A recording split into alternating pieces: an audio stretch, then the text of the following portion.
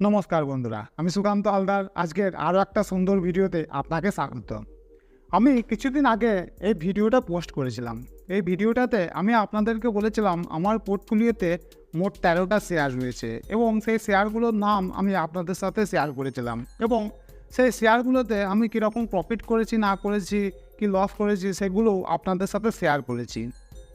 এই ভিডিওটা দেখার পর অনেক বন্ধু আমাকে তাদের পোর্টফোলিও সম্পর্কে বলেছেন এবং তারা বলেছেন যে আমার এই পোর্টফোলিওটা ভালো করে রিভিউ করে দিতে। দেখুন বন্ধুরা, প্রথম কথা হচ্ছে আমি শেয়ার বাজারে বিনিয়োগ করছি মাত্র 5-6 বছর হলো। তাই আমার অভিজ্ঞতার উপর ভিত্তি করে আপনারা কখনোই আপনাদের নিজেদের পোর্টফোলিও করতে যাবেন না। এটা হচ্ছে আমার প্রথম কথা। আর দ্বিতীয় কথা হচ্ছে আমি জানি না আপনার ফাইন্যান্সিয়াল কন্ডিশন কীরকম, তাই আমি আপনার ফাইন্যান্সিয়াল কন্ডিশন না জেনে আপনার পোর্টফোলিওতে কোন শেয়ারগুলো উপযুক্ত, কোন শেয়ারগুলো উপযুক্ত নয়, সেটা আমি নির্দিষ্ট করে বলতে পারি না। তাই এই দুটি কারণে আমি আপনাদেরকে সেই ধরনের সাজেশন দিতে পারছি না। এবার এই ভিডিওটা দেখার পর রাস্তাঘাটে আমার অনেক বন্ধুবান্ধব এবং দাদারা আমাকে অনেক কমেন্ট করেছেন এবং তারা তাদের পোর্টফোলিও সম্পর্কে আমাকে বলেছেন। এরকমই বলতে বলতে অনেক বন্ধুবান্ধবের কাছে আমি শুনতে পেরেছি তাদের মোটামুটি 18 লাখ, কারো 20 লাখ, কারো 40 লাখ, কারো 80 লাখ এরকম পোর্টফোলিও রয়েছে। বেশিরভাগ ক্ষেত্রে আমি দেখতে পাচ্ছি তাদের পোর্টফোলিওটা অত্যন্ত ওভার ডাইভার্সিফাইড। অর্থাৎ তাদের এই 40 লাখের পোর্টফোলিওতে আমি দেখতে পাচ্ছি প্রায় 40টা-50টা করে শেয়ার রয়েছে। এই রকম যদি হয়, মানে 40 লাখের পোর্টফোলিওতে যদি 40টা শেয়ার থাকে, মোটামুটি আমি যদি ধরে নিই তাহলে একটা শেয়ার পিছু 1 লাখ টাকা করে হচ্ছে। সেটা যাই হোক, এবার আপনাকে আমি একটা তথ্য দিই। আমাদের ভারতবর্ষের শেয়ার বাজারের বিগ বুল যাকে বলা হয়, রাকেশ ঝুনঝুনওয়ালা মহাশয়, তিনি আজকে হয়তো আমাদের মধ্যে নেই।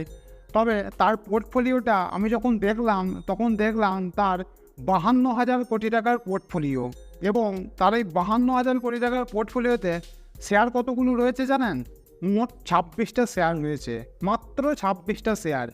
26টা শেয়ারে তার 52,000 কোটি টাকার পোর্টফোলিও রয়েছে।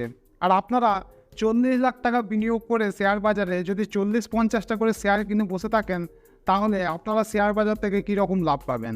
দেখুন বন্ধুরা, একটা কথা হচ্ছে শেয়ার বাজারে আপনি যখনই পোর্টফোলিও করবেন তখনই চেষ্টা করবেন একটা শেয়ারে বা একটা কোম্পানির স্টকে আপনাকে কমসে কম আপনার পোর্টফোলিওর 4-5% কম করে হলেও রাখতে হবে। তার থেকে যদি আপনি কম রাখেন তাহলে সেই শেয়ারটা যদি ভবিষ্যতে ভালো রিটার্ন দিয়েও দেয়, আপনি কীরকম রিটার্ন পাবেন? দেখুন বন্ধুরা, আমরা অনেক সময় আমাদের বন্ধুবান্ধবদের কাছে শুনি যে আমি এই শেয়ারটা কিনেছিলাম, এই শেয়ারটা 10x রিটার্ন দিয়েছে, অর্থাৎ 1000% রিটার্ন দিয়েছে। এবার প্রশ্ন হচ্ছে এই 1000% রিটার্নটা তার পোর্টফোলিওতে কতটা প্রভাব ফেলেছে। দেখুন বন্ধুরা, আমরা বহু কষ্ট করে কোম্পানির ফান্ডামেন্টাল অ্যানালিসিস করে লং টার্মের জন্য বিনিয়োগ করি। এত কষ্ট করে শেয়ার বাছাই করার পর আমরা যদি সেই শেয়ার থেকে 10x রিটার্ন পাই এবং সেই রিটার্নটা যদি আমাদের পোর্টফোলিওতে খুব বেশি প্রভাব না বিস্তার করতে পারে, তাহলে আমাদের লাভটা কোথায়? দেখুন বন্ধুরা, উদাহরণস্বরূপ আমি বলছি, আপনার যদি 1 লাখ টাকার একটা পোর্টফোলিও হয়, খুব ছোট্ট পরিমাণে যদি 1 লাখ টাকার পোর্টফোলিও হয়, সেই 1 লাখ টাকার পোর্টফোলিওতে আপনি যদি 1% কোনো শেয়ারে বিনিয়োগ করেন, অর্থাৎ 1000 টাকা যদি আপনি কোনো একটা শেয়ারে বিনিয়োগ করেন এবং সেই শেয়ারটা আপনাকে যদি 10x রিটার্ন দেয়, অর্থাৎ 1000% রিটার্ন দেয়, তাহলে সেটা হয়ে যাবে আপনার প্রায় 10,000 টাকা।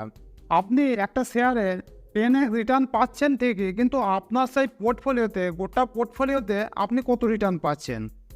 1 লাখ টাকা পোর্টফোলিওতে আপনি এই শেয়ার থেকে মাত্র 10,000 টাকা কামাচ্ছেন। তাহলে আপনার এখানে লাভ কিন্তু খুব বেশি হচ্ছে না। তাই শেয়ার বাজারে যখন আপনি পোর্টফোলিও করতে যাবেন শেয়ারের, তখন অবশ্যই এই জিনিসটা মাথায় রাখবেন যে 4-5% যেন কম করে হলেও আপনার সেই শেয়ারে বিনিয়োগ করা থাকে আপনার মোট পোর্টফোলিও ভ্যালুর। এটা মাথায় রাখবেন। দেখুন বন্ধুরা, পোর্টফোলিও করার একটা থাম্ব রুলস হচ্ছে আপনার পোর্টফোলিওতে কম করে হলেও 10টা শেয়ার থাকবে এবং সবথেকে বেশি 20টা শেয়ার। তবে আইডিয়াল যেটা বলা হয় 15-20টা শেয়ার আপনার পোর্টফোলিওতে রাখতে পারলে সেটা খুবই ভালো হবে। তাতে আপনার মোট পোর্টফোলিও ভ্যালু 40 লাখ হোক বা 4 কোটি হোক বা 40,000 কোটি হোক, আপনার পোর্টফোলিওর ভ্যালু যাই হোক না কেন, আপনার পোর্টফোলিওতে যদি 15 থেকে 20টা শেয়ার থাকে, সেটা আপনার জন্য হবে আইডিয়াল। কারণ আপনি সব সময় এই সমস্ত শেয়ারগুলোর নিউজ নিয়ে বসে থাকবেন না। আপনার হয়তো অ্যাক্টিভলি কোনো কাজ আছে, তাই আপনাকে সেই কাজগুলো করতে হলে সবসময় এই শেয়ারগুলোর খবর রাখাও হয়তো অনেক সময় সম্ভব হয় না, এবং আপনার পোর্টফোলিও ম্যানেজ করাও সবসময় আপনার পক্ষে হয়তো সম্ভব হয় না। দেখুন বন্ধুরা, 40-50টা শেয়ার ম্যানেজ করে কারা? এই কাজগুলো করে অ্যাক্টিভলি কোনো মিউচুয়াল ফান্ড। মিউচুয়াল ফান্ডের 10-12টা সদস্যের বা এক্সপার্টের একটা টিম থাকে, তারা এই কাজগুলো করে।